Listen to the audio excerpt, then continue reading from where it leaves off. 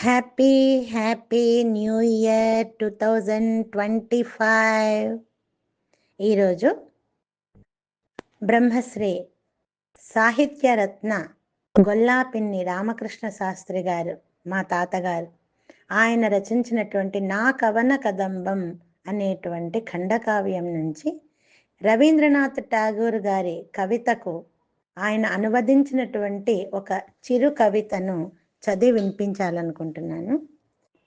వెరపెరుంగని చోట, శిరము వంపని చోట, జ్ఞాన ప్రవాహంబు జాలువారెడి చోట, సంకుచిత భావన సంచన్న కుడ్యాల జగతి చిన్న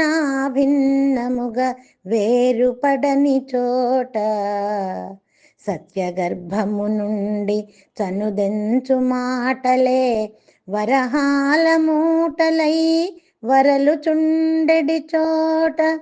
అహరహము తపించు తహతహయే మూర్తమై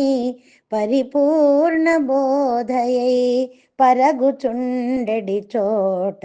కార్యకారణ వివేకంబు నిర్మల ఝరీల హరియై మూర్ఖ కర్మఠ దురాచార దుర్హృదయత మరుభూమి నింపు తల్కొత్తంగ రసవంతముగ మార్చి లాస్యమాడెడి చోట, వైశాల్య భావంబు పరగించి నేతవై నిజ ధర్మకరణంబు నీవు నెరపెడి చోట, ఏ స్వర్గమున్నదో ఆ స్వతంత్రమునకు దారి చూపుము దేవ భారతావనికి,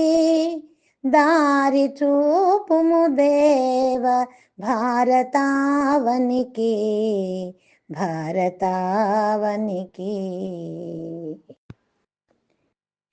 ఏ ప్రదేశంలో అయితే మనిషి నిర్భయంగా తలెత్తుకొని జీవించగలడో, ఎక్కడైతే జ్ఞానం అందరికీ ఎటువంటి వివక్ష లేకుండా ఉచితంగా అందించబడుతుందో, ఎక్కడ సంకుచితములైన ఆలోచనలనే గోడలతో ప్రపంచం చిన్నాభిన్నమై వేర్పడకుండా ఉంటుందో, సత్యవాక్కులు మాత్రమే వరహాల మూటల వలె ఎక్కడ వెలువడుతుంటాయో, ఎక్కడ అవిశ్రాంతమైన కృషి పరిపూర్ణత వైపు చేయి చాస్తూ ఉంటుందో, కార్యకారణ జ్ఞానము ఎక్కడైతే నిర్మలమైన ప్రవాహం వలె ప్రవహిస్తూ మూర్ఖమైన దుష్టమైన మూఢమైన ఆచారములనే ఎడారి భూమిలో ప్రవహిస్తూ ఉంటుందో, విశాల హృదయంతో ఎవరి ధర్మాన్ని వాళ్ళు ఎక్కడైతే నిర్వహిస్తూ ఉంటారో ఆ స్వాతంత్ర్యం అనే స్వర్గంలోకి నా భారతదేశాన్ని నడిపించు తండ్రి.